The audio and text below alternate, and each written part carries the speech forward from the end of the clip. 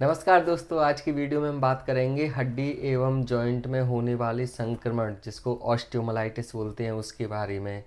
तो सबसे पहले मैं आपको बता देना चाहता हूं कि ऑस्टियोमाइलिटिस एक संक्रामक रोग मतलब इन्फेक्शियस डिसीज होती है जिसमें हड्डी और आसपास के जो सॉफ्ट टिश्यू होते हैं उसमें सूजन एवं मवाद बनने लगती है।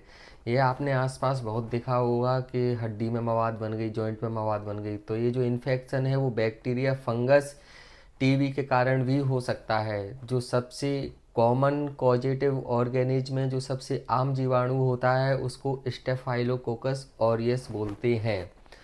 पैथोफिजियोलॉजी के बारे में बात करते हैं, मतलब कि ये बीमारी फैलती कैसे है, इसकी मैकेनिज्म क्या है इन्फेक्शन की।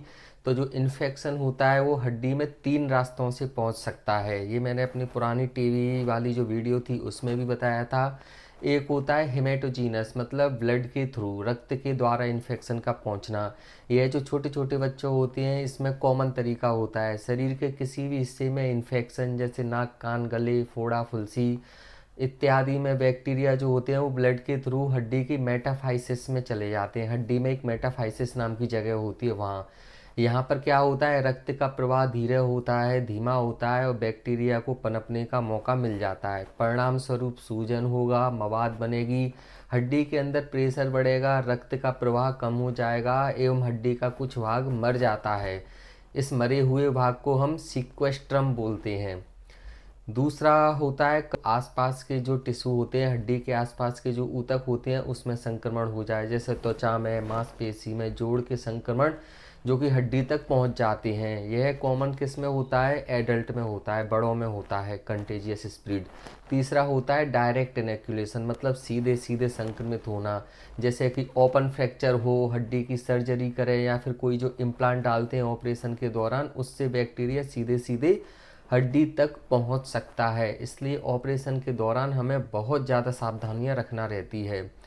स्टेजेस क्या होते हैं, चरण क्या है इसके, तो पहले होगा इन्फ्लेमेशन। इसमें बैक्टीरिया हड्डी में पहुंचकर सूजन पैदा करता है। उसके बाद होगा सप्रेशन। इसमें क्या होगा, मवाद बन जाएगी, पस होगी, वह जमा होने लगेगी जो कि मेड्यूलरी कैविटी में प्रेशर बढ़ाती है। तीसरे नंबर पे सीक्वेस्ट्रम बनता है। तो रक्त प्रवाह रुकने से हड्डी का एक भाग मर जाता है, मृत भाग को ही सीक्वेस्ट्रम कहा जाता है। चौथा होता है वॉल्यूक्रम फॉर्मेशन। जो मरी हुई हड्डी होती है उसके चारों तरफ एक नई हड्डी बनने लगती है जिसको इनवॉल्यूक्रम बोला जाता है। पांचवें नंबर पे होगा साइनस। तो मवाद क्या है, बाहर निकलने के लिए कोशिश करता है, रास्ता बना लेता है, साइनस ट्रैक्ट बन जाता है जिससे मवाद हड्डी से बाहर निकलती रहती है।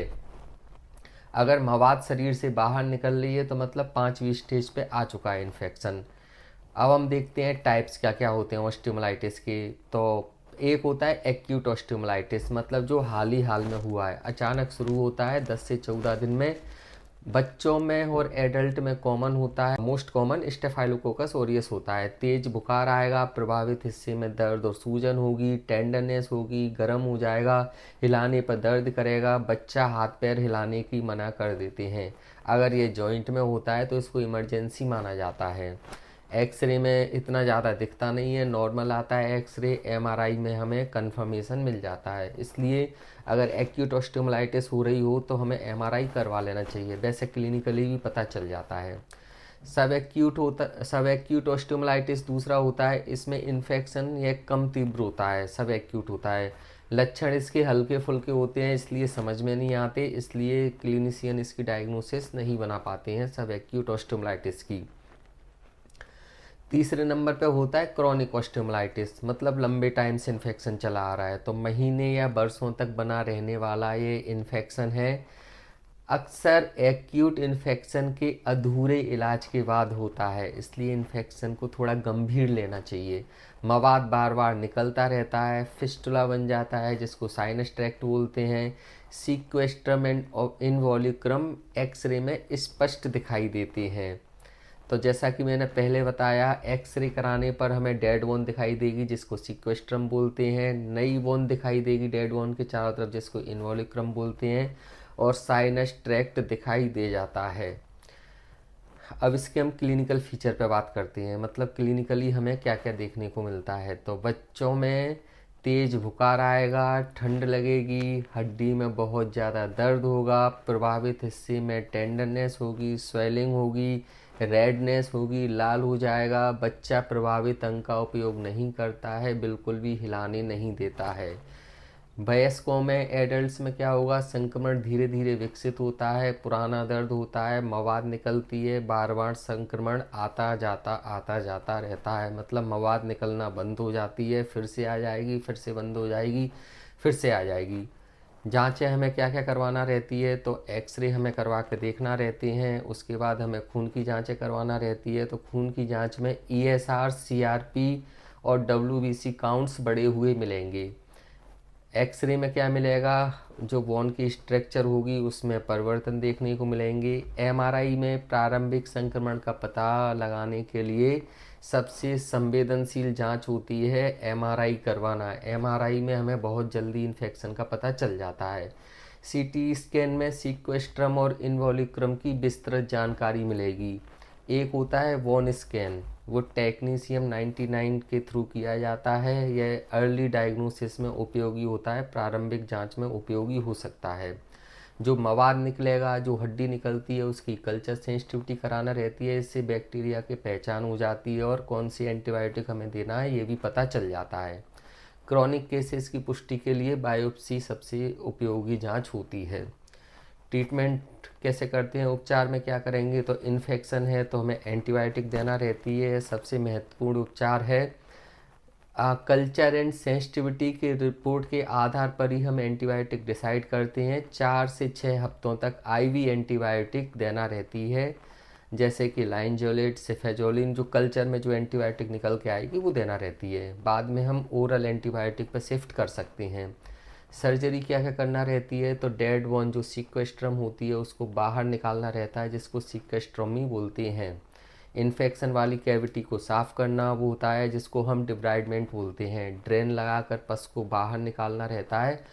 लंबे समय के केसेस में इन्फेक्शन ख़त्म होने के बाद बोन ग्राफ्टिंग की आवश्यकता पड़ सकती है। सपोर्टिव केयर क्या क्या होती है, तो प्लास्टर या स्प्लिंट से उसको इमोबलाइज करना रहता है, पेन किलर देना रहती है, प्रॉपर न्यूट्रिशन, अच्छा खाना पीना रहता है। और अगर डायबिटीज़ है तो उसको कंट्रोल करना बहुत ज़रूरी है। डायबिटीज़, HIV, स्टीरॉयड्स ये सब कराते हैं, इन्फेक्शन कराते हैं ये सब। तो कॉम्प्लिकेशन क्या क्या हो सकते हैं, क्रॉनिक ऑस्टियोमाइलिटिस हो सकती है, पैथोलॉजिकल फ्रैक्चर हो सकता है, ग्रोथ प्लेट डैमेज हो जाएगी जिससे बच्चों की हड्डियां लंबी, पतली, छोटी, आड़ी टेढ़ी हो जाएगी। कभी कभी स्क्वैमस सेल कार्सिनोमा में बदल जाता है, जो हमारा साइनस ट्रैक्ट होता है उसमें कैंसर होने की संभावना हो सकती है। और अगर इन्फेक्शन का इलाज नहीं किया गया तो पूरे शरीर में इन्फेक्शन फैल सकता है, जिसको सेप्टिसीमिया बोलते हैं। यह इमरजेंसी है। रोकथाम कैसे करेंगे, तो जो ओपन वुंड होगा उसको तुरंत और सही ढंग से साफ़ करना रहेगा। सर्जरी स्टेराइल तरीके से करना रहती है। डायबिटीज़ और इम्यूनिटी पर नियंत्रण रखना रहेगा। इन्फेक्शन के शुरुआती लक्षणों का पता करके इलाज देना रहेगा। दोस्तों, यह वीडियो में बहुत संक्षेप में मैंने आपको बताया है। इसको बनाने का कारण था इलाज और आपको जांचों से अवगत कराना। अगर हड्डी एवं जोड़ रोग में इन्फेक्शन के बारे में आपको और जानना है, आपके दिमाग में कोई भी जिज्ञासा है, तो आप नीचे कमेंट बॉक्स में कमेंट करके मेरे से पूछ सकते हो। मैं हर संभव जानकारी आप तक पहुंचाऊंगा। अगर आपके दिमाग में कोई भी डाउट आ रहा हो तो आप नज़दीकी हड्डी एवं जोड़ रोग विशेषज्ञ से मिल सकते हैं। उन्हीं के जो इलाज होता है वो चलाना रहता है। अगर प्रॉपर इलाज किया जाए, जल्दी से डायग्नोसिस बन जाए तो इलाज अच्छे से संभव है। थैंक यू, मिलता हूँ अगली वीडियो में। Tata, bye bye.